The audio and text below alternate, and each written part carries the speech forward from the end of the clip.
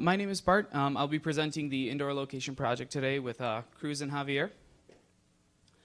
The indoor location project was brought to us at the beginning of the semester. There's a push by the FCC to introduce indoor location within a building. The project was brought to us by T-Mobile originally, and what we're doing is we're looking to be able to locate a wireless caller, someone calling from a mobile device within a building that you can't use GPS in. It's 20 floors. You have to be able to locate within that building. The goal of the project at the end was to be able to provide some sort of location as accurate as we were able to get, and we were able to get fairly accurate within the IIT Research Tower on campus. Okay. Tasks and milestones, we went through a lot within the project. We originally started, we were talking about possibly using Wi-Fi or Bluetooth. Originally we were going down the Bluetooth path, and then we found out that our campus actually has an enterprise wireless system that is able to provide significant amount of location information to our devices. So over the course of the semester, we kept going down this path, looking at all the different types of information we provide. We looked at the location, and we created a SIP client that runs on an Android phone that is able to talk to our location server, which is on campus, that pulls the location of the actual phone on campus and passes it on to our EZNet for an emergency call. So just to give you an overall of the architecture in our project, first off, like Bart was saying, there's an Android phone, and that is used to make the emergency call. Then we have the location server, which passes back the location information of where the caller is in the building. There's an SBC, which is a session border controller, which acts as a proxy or an entrance to the EZNet, which then passes it along to the call taker, which they are the ones who answers the emergency call. So, as Kurt said, the Android phone plays the role of the SIP user agent. So, at the start of the project, we first had to discover one open source app that provides us a SIP user agent. We used SIPDroid. We had other candidates, but SIPDroid was chosen because there are 3 reasons. Well, it's open source, of course, so we can modify it. It also provides all the features of a user agent, so it can send SIP messages. But the most important one is the last one, that it allows modifications of the SIP stack. So we can, for example, create custom SIP messages with custom headers and custom bodies, and that we will explain that later, but that's important in order to send the location in the call establishment. The second part of our project is the location server. Our location server was created to work on this campus. So what the location server is, it's a server that talks to the IT servers on campus, and it performs a sort of reverse lookup of the location. Since we can't really triangulate a phone using just one phone, we go and we use the building to provide the triangulation. So the building will actually tell us the access points that have seen the phone, and it will return it to our server. Our server runs a quick algorithm to determine which of the access points is closest, and it will return that access point, which the name of the access point is actually the room that it's in front of or close to, so we can pinpoint location fairly accurately within a building. Then we have the */SBC. Initially, we were using an asterisk as a proxy to the EZNet, but we quickly found out that asterisk takes off the SDP, which includes the MIME information, the MIME body, and asterisk just puts its own SDP in there. So obviously we can't use that because the SDP, or the MIME, contains the location information, and that is basically the point of the project. So we had to go another route, and we ended up using the SBC that was already part of the NG911 infrastructure. So just to give you a quick overview of the EZNet, or the NG911 network here at IIT.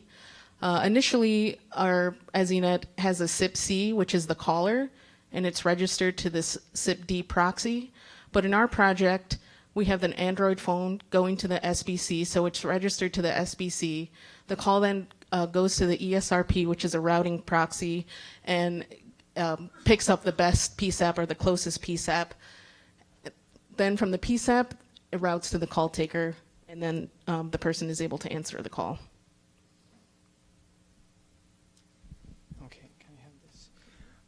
So now that you have an idea of the architecture of our project, let's go to the call flow, which is the actual process. So first of all, the caller has to dial 911 to trigger out the process, right? So when the user dials 911, our app will recognize the number, and it will get the phone MAC address in order to send it to a location provider. But before sending the MAC address, the phone has to send a Wi-Fi probe in order for the building to recognize where the phone is. So after sending a Wi-Fi probe, the phone will send the MAC address to the location provider. So as mentioned earlier, our location service provider currently asks the phone to submit a MAC address. We take that MAC address from the phone and we send it on to our on-campus IT service, and we basically say, here's a MAC address. Can you give us the listing of access points that have seen this device recently?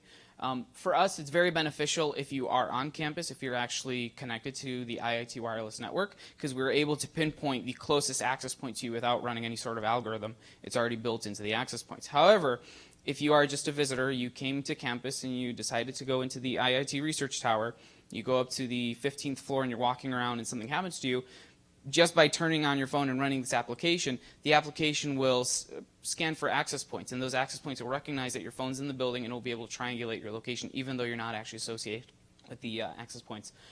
Once that database passes on the information, our server does a quick algorithm just to basically clear out all the information. We do have Wi-Fi bleed, so if you're on the 9th floor, you'll get access points that are on the 10th floor and also on the 8th floor. So we don't just return the first access point and say, hey, this is maybe the closest one, because we're probably giving you the wrong floor. So we run a quick algorithm to see which floor you are on, which has the most access points, and then we try to pinpoint out of those access points which one you're closest to just by using standard kind of triangulation.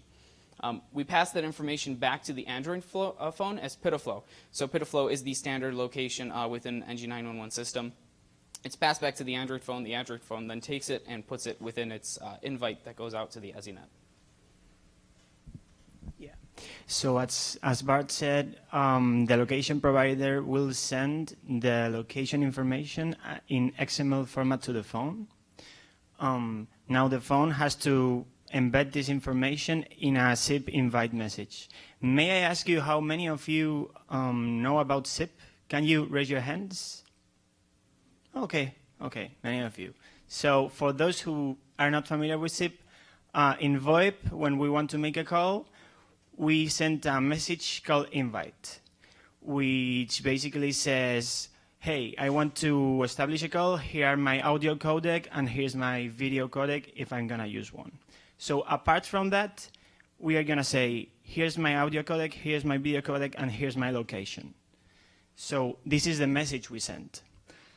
I don't want you to understand the whole of it, but you can see that there's an SDP message, which is the information about the audio and video, and the location information. In the message body, we use MIME format, which is the format used in emails to send different types of information, as we are doing here. And we are using two elements to send the location information.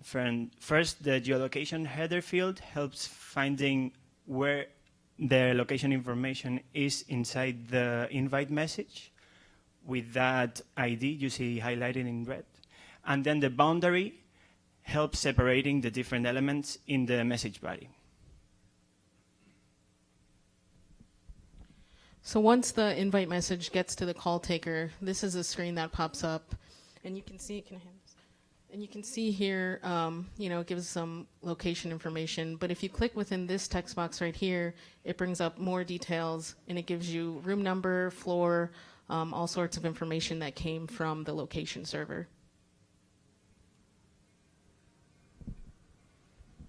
So over the course of the project, we ran into many different obstacles when working on it. One of the obstacles that we first ran into was the Bluetooth versus Wi-Fi. When we started the project, I think we spent 2 to 3 weeks talking, should we go Bluetooth, should we go Wi-Fi? Wi-Fi isn't as accurate, but every single building on this planet pretty much has Wi-Fi. Wi-Fi is available. Bluetooth is good, but Bluetooth will cost us money. We have to outfit buildings. If we're actually going to make this happen in a commercial situation, everyone has to buy some sort of Bluetooth solution, start registering. It was going to be complicated. However, we were talking about doing a Bluetooth implementation. About 3 weeks into the semester, we talked to David from the IT department here on campus, and he said, hey, our access points can actually do a reverse lookup, and he showed us how it's done. And by providing just a MAC address, we can find out which access points have seen the device. So that is why we went down the Wi-Fi route. Also, the location service provider. No one has a standard for a location service provider. So we had to basically sit down and say, okay, we're going to write a location service provider that provides indoor location. What kind of information do we have to provide that it will be accurate enough? What kind of input are we taking? What kind of output are we giving? In our case, we just used MAC addresses because it is a standard.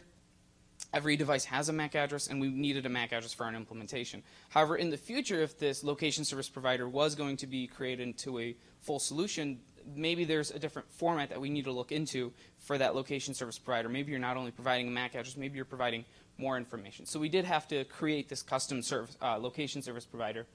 And we also had to look at the code provided by the university because by default we can't access their systems. We had to create a piece of code that basically went into their servers, searched the database, and provided us the output that we needed.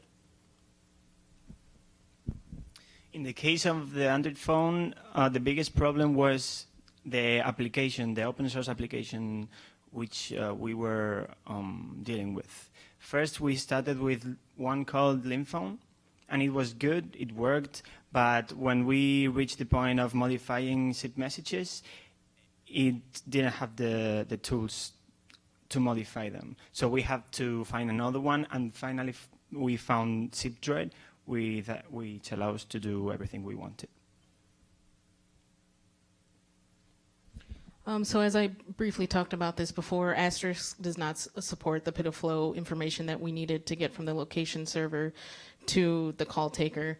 So like I said, we switched to the SBC, and using the SBC, we had no problems. We were able to see this information, and it was great. But it was also amazing to, first off, when we had the Asterisk, to get that call through, but then also a defeat to see that that information was gone. The last issue that we came about is the location. The location information is only accurate to the last minute, and that's in the way that the enterprise wireless solution is built. About every 30, 45, 60 seconds, nobody really knows the number, the wireless controllers on campus will actually talk to the access points and pull those access logs. So if, for example, you walked into a building, went to the 8th floor, went to the 9th floor, and instantly called 911, it probably would not have the most accurate information in our implementation. It does take up to 60 seconds for it to register, and if you move within those 60 seconds, it will have your previous location. So the location isn't fully accurate. A solution can be developed for this. If an emergency call is going out, maybe there's a specific standard that could be written where the controllers all say, hey, there's an emergency call right now, and we need the information now. Maybe like a refresh. The actual enterprise wireless solution that you use would have to have some sort of code written that would go out, grab all this information, and have real-time data available. Okay, so this is what we've built. We've made a proof of concept that works in one of the buildings of IIT. But of course, there are more steps that need to be taken in order to get to a commercial version of it. For example, in the Android phone, the phone needs to be able to register to the SBC automatically. Now what we are doing is registering to the SBC with a known username and password.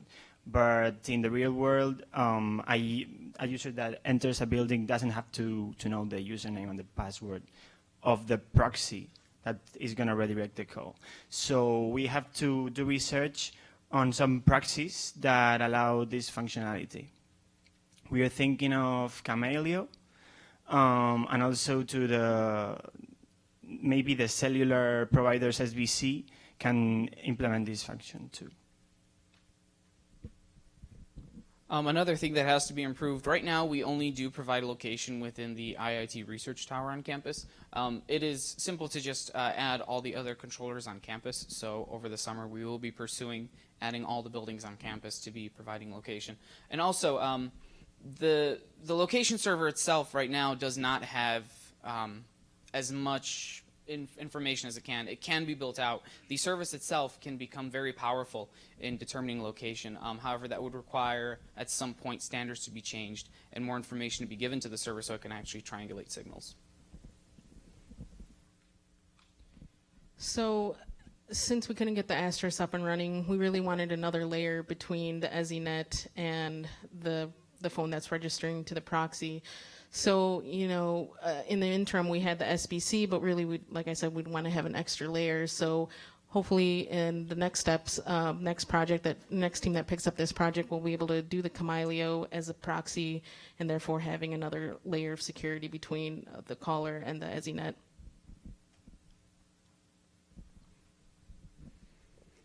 And also, we wanted to mention the current implementation that we have can be implemented in a commercial setting. It currently does work. The location isn't 100% accurate, but if emergency services were to respond to the tower, it would tell them that there is someone on, say, for example, the 9th floor in the east corner in front of some room. It narrows down the building substantially instead of having to search the entire building, all 20 floors. Oh, they're on the 9th floor, they're near this room, we only have to check 2 or 3 rooms next to it, we know where to go. Which, in my opinion, that's exactly what we were trying to do. So, any questions or comments? Yes. Did you think about iOS instead of Android? We did not think about iOS from the beginning. iOS is a little bit harder to work with. They don't really allow access to the underlying system. Since Android was more open source, we decided to go with Android. It's easier to publish code onto an Android system and to test it. You have more access to the actual underlying system instead of working with iOS and trying to get through all the different obstacles that they create. Any other questions? Okay. Yes?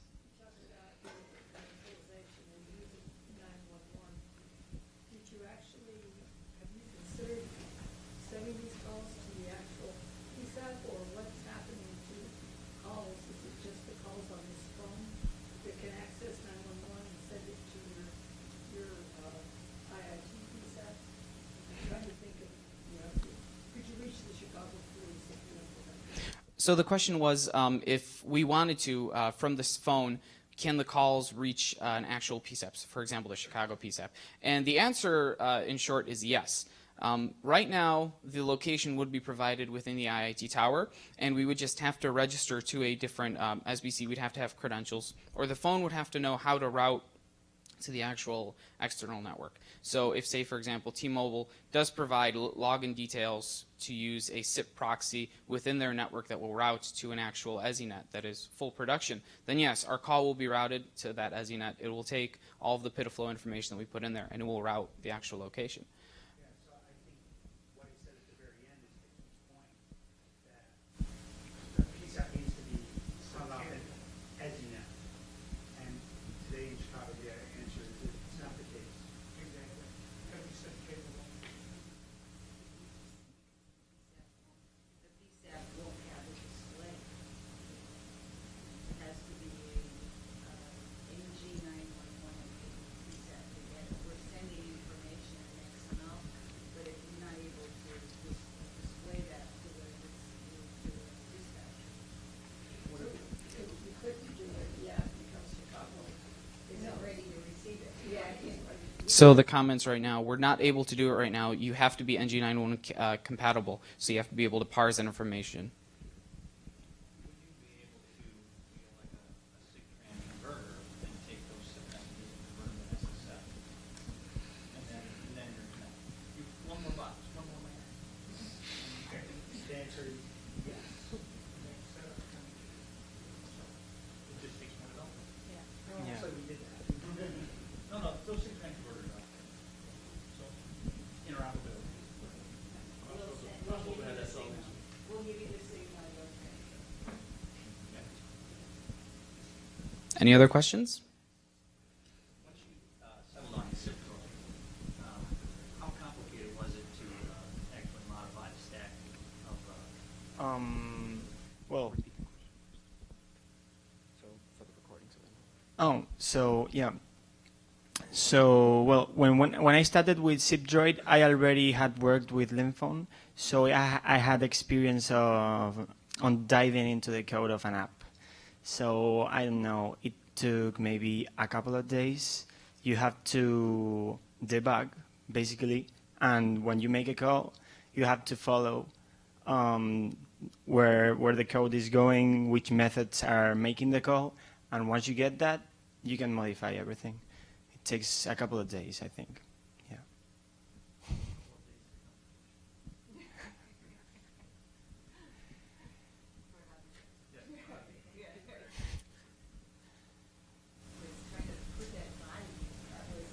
Um, are there any other questions? Yeah. Quicker way, just running quick, if you could pass us over our voice system, the 911 call, we're already tied into IPQBX. You just got to translate the location information to text to speech. Text to speech and just pass it over to everybody. That's a quick fix. That would work. There'd still have to be somebody at the other end to catch it, so we'd send it to There's no 911. 911, but the voice Yeah. system speak to them. That's a quick fix. Now the question is, do we allow the person that's calling to talk first, or do we first interrupt them and say, the caller is located at, and depending on how much information we have, that could take 10 seconds. It's all recorded.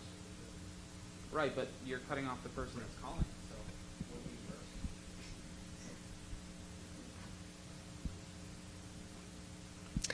first? Okay, so you can ask whenever you want, but we like to do a demo to let you see how this works. Although we are not going to have sound, you will see that the how the system gets the call and passes the location information.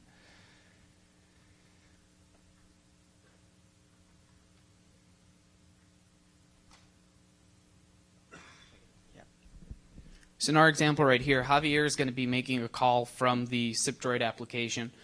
It'll be going out to our SBC found on the 9th floor of the tower, which will then route the call into the call taker here, which we have pulled up on the screen. You'll notice when we do the call, the location will show up for Herman Hall. However, we did tell you previously we can only do IIT Tower. So right now, we're basically spoofing that information. We're telling it you're in Herman Hall. If you use our system, it's going to tell you in Herman Hall. So don't call 911 through our system right now. However, once it is fully operational, we do have the code that does all of IIT Tower. And once we expand to the entire campus, we'll be running on actual code that goes out and determines your location based on access points. Point out that you really are giving a MAC address to the OTS database. Yes, we are doing 99% of the call. So we are passing the phone's MAC address. The script is receiving it. It's confirming it. It's just not doing anything with it.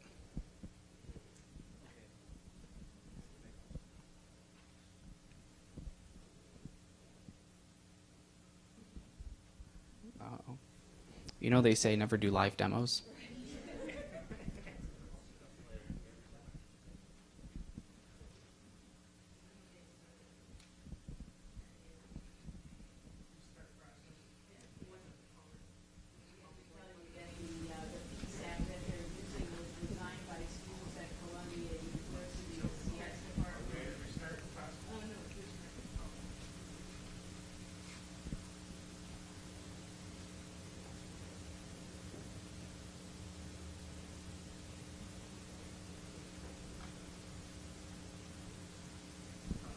We're having some technical difficulties. The SIP client that we're using here was designed by Columbia University in their CS department. So the code has been a few years without development. We do have a few services that need upgrading. As you can see, we're also using Windows XP. So, there's a few changes that need to be made. However, once all the services are online in a production EZNet that is fully functioning, it does work.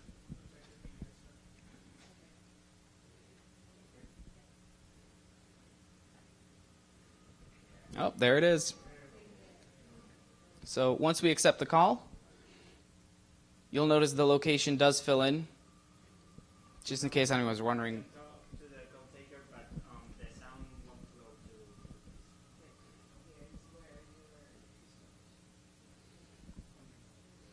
For anyone that's curious, we're at 3241 South Federal in Alumni Lounge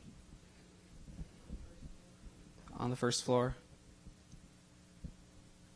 For anybody who has time, at 9 o'clock, the students will show you how it looks in the tower, so you can watch it, you can watch the, not dummy up. I mean, this worked, but when they went in, they had associated it with the location that's here.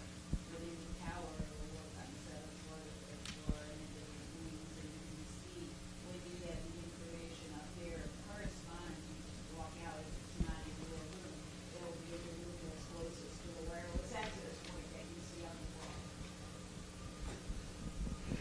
All right, now that we're done with our demo, are there any final questions? No? Going once? Going twice? Sold. All right, thank you very much.